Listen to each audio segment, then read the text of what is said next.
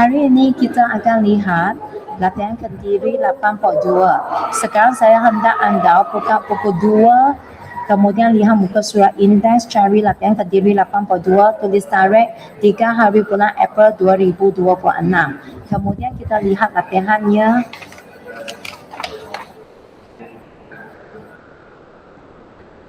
(8.1.2) menentukan jumlah jarak yang dilalui oleh satu sara dalam satu tempoh masa tertentu.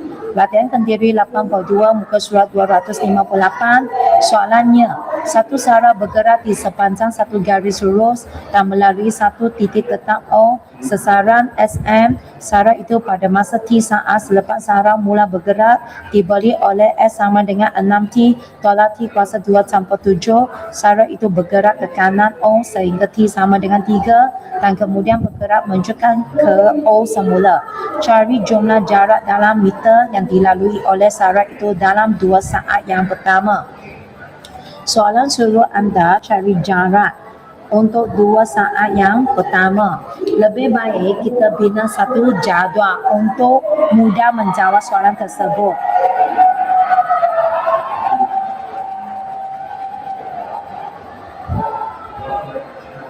Jawapan ini terdiri daripada masa T dalam saat, jarak S dalam meter.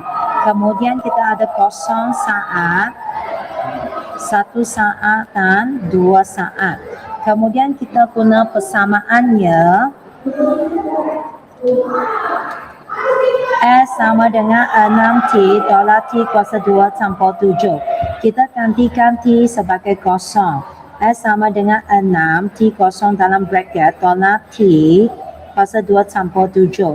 Maka anda dapat 7 meter. Okey. Kemudian anda buat yang sama, gantikan T sama dengan 1 dalam persamaan, anda dapat 12. Okey, ganti T sama dengan 2 dalam persamaan, anda dapat 15. Oleh sebab soalan kata 2 saat yang pertama, maka kita perlu guna jarak pada masa yang kedua iaitu 15 tolak masa yang ke-07, maka jawapannya lah 8 meter. Okey, soalan 2. Cari jarak untuk 9 saat yang pertama. Cara buat macam tadi. Kita perlu bina satu jadual. Okey. Masa T dalam saat, jarak S dalam meter. Okey, kita boleh bermula dengan saat yang ketiga kerana sini sudah buat saat yang kedua. 3, 4, 5, 6, 7, 8, 9. Sama, kita guna persamaan S sama dengan 6T tolak T kuasa 2 campur 7. Kita ganti T sebagai 3, 6, 3 bracket tolak 3 kuasa 2 campur 7. Kita dapat 16M. Ganti, guna kalkulator ganti saat ke-4 dalam persamaan dapat 15. Kalau T sama dengan 5 saat dapat 12. Masa 6 saat dapat 7.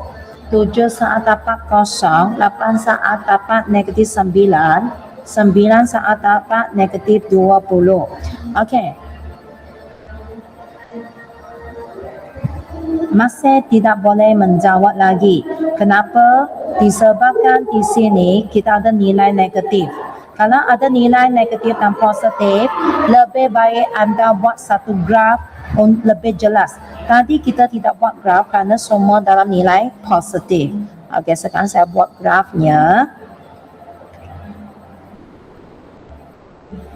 Okey, paksi Y ialah jarak dalam meter.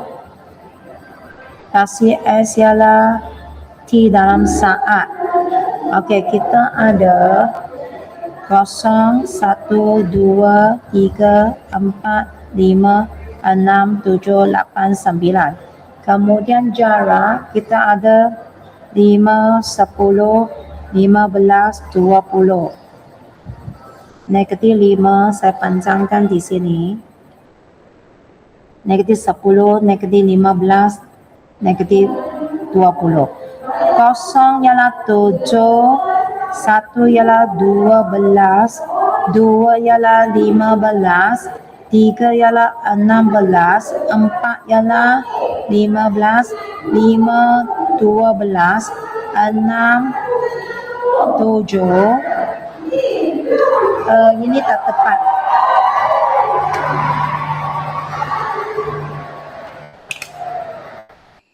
Tujuh ialah kosong, 8 negatif 9, 9 negatif 20. Ini grafnya. Okey. Sekarang macam mana kita jawab? Okey, dari 0 hingga 3 saat kita ada berapa jaraknya? 3 saat ialah 16. Okey, tolak 0 saat ialah 7.